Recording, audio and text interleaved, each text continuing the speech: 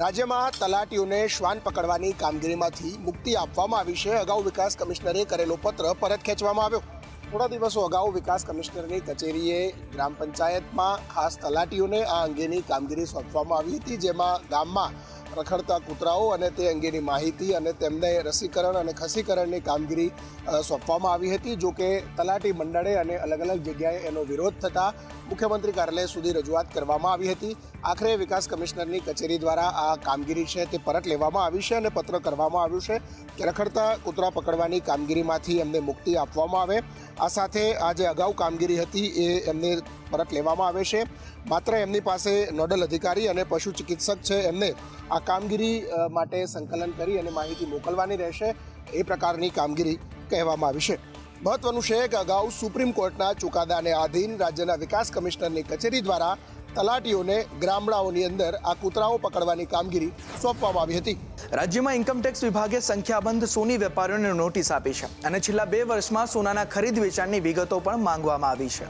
Income tax વિભાગ દ્વારા સોની વેપારીઓને સોનાના સ્ટોકને લઈ નોટિસ આપી છે। રાજકોટના સંખ્યાબંધ વેપારીઓને નોટિસ ઇસ્યુ થઈ છે અને તમામ વેપારીઓને છેલ્લા 2 વર્ષમાં સોનાના ખરીદ વેચાણની વિગતો માંગી છે। ત્યારે રાજકોટ ગોલ્ડ ડીલર એસોસિએશનના પ્રમુખ ભાયાભાઈ સહોલિયાએ આ કાર્યવાહીને લઈ નિવેદન આપ્યું છે કે ભાઈ 2 વર્ષની અંદર ઇન્ડિયાની અંદર જે ગોલ્ડ ઇમ્પોર્ટ થયું છે, લીગલી ઇમ્પોર્ટ, આજે મોટા વેપારીએ બેંક થ્રુ મગાવ્યું ઇન્ડિયામાં, પછી એ રાજકોટ આપે, મુંબઈ આપે, દિલ્હી આપે કે ગમે ત્યાં આપે, એમ કે ભાઈ એક મોટા વેપારીએ બીજા વેપારીને આપ્યું કે ભાઈ 100 કિલો હોનું મગાવ્યું, એમાં 15 કિલો રાજકોટમાં આપ્યું, અથવા તો બીજા અન્ય રાજ્યની અંદર આપ્યું, અથવા તો અન્ય ગામની અંદર આપ્યું, તો એ વેપારીએ પછી કોને વેચ્યું?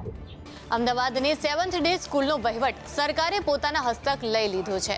આજથી 7th ડે સ્કૂલનો વહીવટ ડીઈઓને સોંપવામાં આવ્યો છે। ડીઈઓની ટીમ સવારથી જ સ્કૂલમાં પહોંચી હતી।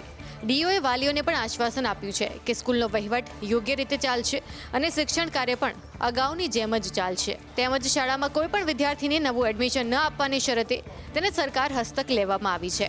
આ નિર્ણયથી વાલીઓ પણ ખુશ થયા છે, જ્યારે શાળાને સરકારે હસ્તક લેતા સ્કૂલ સંચાલકોએ સરકારના નિર્ણયને કોર્ટમાં પડકાર્યો છે અને સરકારના શાળા હસ્તક લેવાના નિર્ણય ઉપર સ્ટેની માંગ કરી છે। અરજદારનું કહેવું છે કે સરકારે ઉતાવળે નિર્ણય લીધો છે જે યોગ્ય નથી અને અમને જવાબ રજૂ કરવા યોગ્ય નોટિસ આપવી જોઈએ।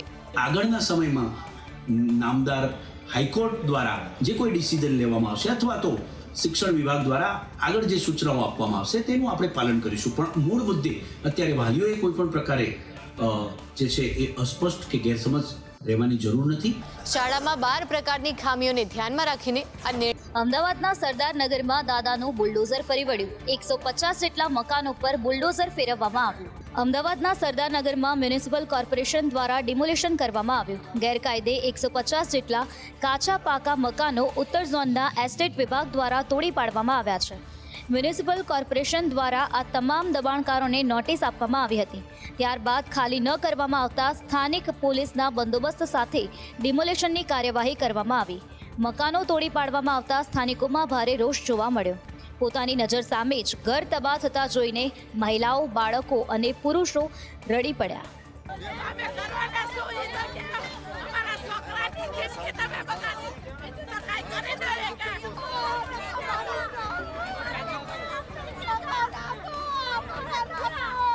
સ્થાનિકોએ કહ્યું કે અમે બીજે જવા તૈયાર છીએ, પરંતુ મકાન સામે મકાન આપવામાં આવે તેવી માંગ સ્થાનિકો દ્વારા કરવામાં આવી છે।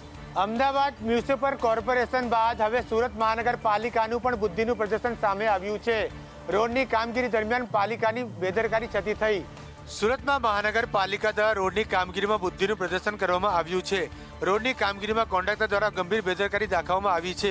રોડ બનાવતી વખતે જે જગ્યાએ ટ્રક પડ્યો હતો તે જગ્યાને છોડીને રોડ બનાવી દેવામાં આવ્યો છે। સર્વિસ રોડ ઉપર બનાવતી વખતે ટ્રક તાજ પડ્યો રહ્યો હતો અને ટ્રકને હટાવવાની તજદી પણ લેવાઈ ન હતી। આપને જણાવી દઈએ કે શહેરના પાલ વિસ્તારમાં આવેલ ગૌરવપુર રોડ ઉપર છેલ્લા 3 અઠવાડિયાથી સર્વિસ રોડ ઉપર સંપૂર્ણપણે નવા બનાવવાની કામગીરી ચાલી રહી છે। ત્યારે પાર એક્સેપ્ટ 4 રસ્તા આગળ સર્વિસ રોડ ઉપર 1 ફૂટ ટ્રક ભંગાર હાથમાં પડી રહ્યો હતો, તેને હટાવવાને બદલે પાલિકા દ્વારા રોડ બનાવી દેવામાં આવ્યો હતો। એક તો સારા ક્રામ રસ્તા બનાવવા માટે લાંબો સમય લે છે અને જ્યારે રસ્તો બનાવે છે ત્યારે છાવરે આવી જાય છે અને બેદરકારી સામે આવે છે। ત્યારે હવે પાલિકાની વારંવાર દાખવવામાં આવતી આવી બેદરકારીના કારણે લોકોમાં રોષ ફાટી નીકળ્યો છે. તો ચોમાસું ગયું છે ત્યાં તો રાજકોટમાં પાણીની પારાયણ શરૂ થઈ ગઈ. પૂરતું પીવાનું પાણી ન આવતા મહિલાઓ રણચંડી બની. રાજકોટના સંત કબીર રોડ ઉપર આવેલી શક્તિ સોસાયટી, ચંપકનગરથી ગોવિંદબાગ શાક માર્કેટ સુધી તેમજ સિલ્વર નેસ વિસ્તારમાં ફોર્સથી પાણી ન મળતા લોકો પરેશાન છે. જેને લઈને આજે મહિલાઓ વિફરી હતી અને મહિલાઓએ કોર્પોરેટરના ઘરનો ઘેરાવ કર્યો હતો. સ્થાનિકોએ આક્ષેપ કર્યો હતો કે છેલ્લા 1.5 મહિનાથી પાણી ફોર્સથી ન આવતા ટેન્કર મંગાવવા પડે છે. 15 દિવસના જ મહિનો થવા આવ્યો, હજી પાણી આવ્યું નથી.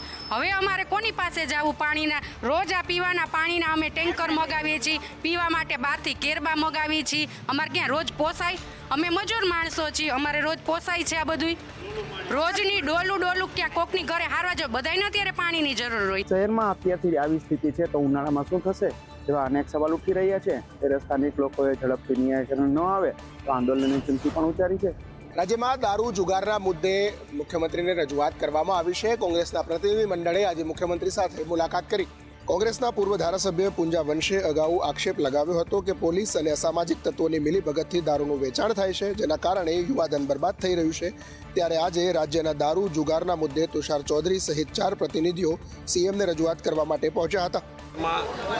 ગાંધીના ગુજરાતમાં દારૂબંધી છે અને દારૂબંધી હોવા છતાં ખુલ્લા બે રોકટોક પોલીસની ભાગીદારીથી અને અસામાજિક પ્રવૃત્તિ કરનારા લોકોની ભાગીદારીથી અને સાથોસાથ સત્તા પક્ષના લોકોની ભાગીદારીથી ખુલ્લા ગુજરાતમાં ગમે ત્યારે ગમે તે સ્થળે બે રોકટોક દારૂ વેચાય છે. એટલું જ નહીં, એની સાથોસાથ ડ્રગ્સનું પણ એટલું જ વેચાણ થાય છે. પૂર્વ ધારાસભ્યએ આરોપ લગાવ્યો છે કે ભાજપના જ કેટલાક ધારાસભ્ય દારૂના ધંધા અને અસામાજિક કામો સાથે જોડાયેલા છે. તેમના નિવેદનથી રાજકારણ કરવા